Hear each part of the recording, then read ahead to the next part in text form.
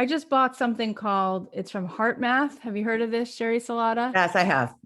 I just bought this. About coherence. Yes. Coherence just today. And it's something, it's very gentle. You attach it to your ear. There's a little thing you put on your heart, and then the phone is able to show you when you drop in. So we understand now that you can take a magnetometer and you can measure eggs, reptile eggs, goose eggs. You could measure even a woman who's carrying a child.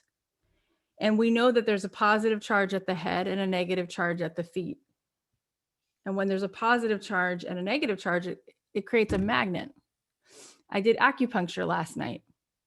Acupuncture is literally needles made of metal. Why? Because metals are conductor of energy. So why does acupuncture work on the body? Because if there's a kink in the chain, it helps unblock and put that energy back in the flow. So why am I leading with this?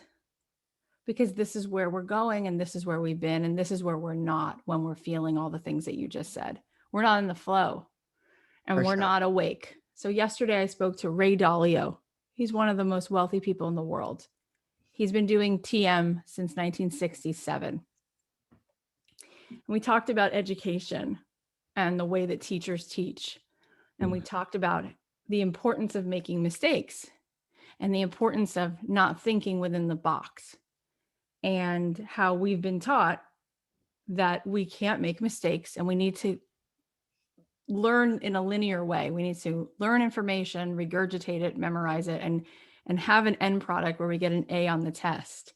And all of that takes us completely out of the flow, completely out of innovation, completely out of the big, big, big field of possibility. So when you just articulated very well this person who's unfulfilled, who can't see possibility, it's because she's in the box. She's not in the flow. There's no energetic vibration. There's no magnet.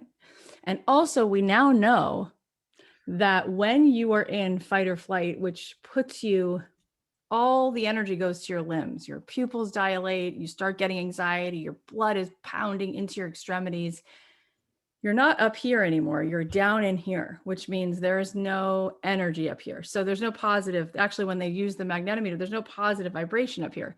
So what does that mean? That means most of our life, we just keep trying everything. We read the self-help books. We try the diet. We go to Tony Robbins. And we're like, this is interesting. This is a good concert for 4 or 5 hours. And it's not working. And it's not working because we're still not in the flow. We're not in the magnet. There's no positive charge. There's no polarity. There's nothing happening. So we have to be around people like you. We have to be around people who, when they say things for the first time in the moment. It's a living, breathing meditation. It's a process, which is why I love listening to you, because you will pick words out of the air and never give me a paint by number answer. And the reason I love speaking to you is because you let me give you an answer without giving you a paint by number, mediocre, fill in the blank answer. So we need to be around this. And then we need to keep finding the big field outside of the known.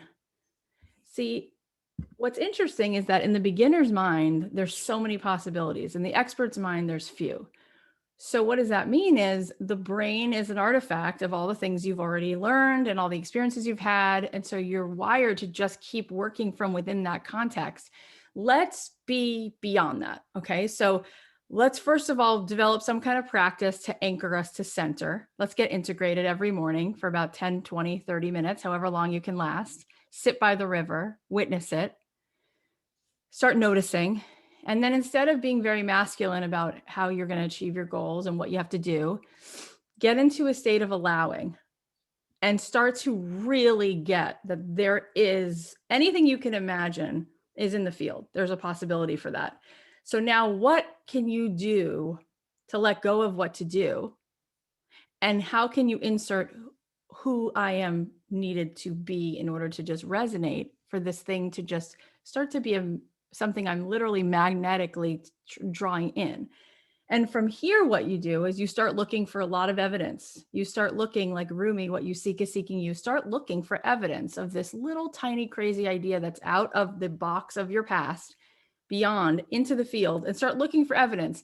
Is there somebody who is in reality right now making a living doing abstract art? Is there somebody who is cultivating a retreat center for all different kinds of spiritual healing modalities? Is there somebody who's doing a membership just teaching people how to weave and to weave mantras into blankets? Whatever you could possibly think of, can you find evidence that that's happening? And if you can, how can you begin to move into inspired action by asking, what's the one tiniest next little step I could take?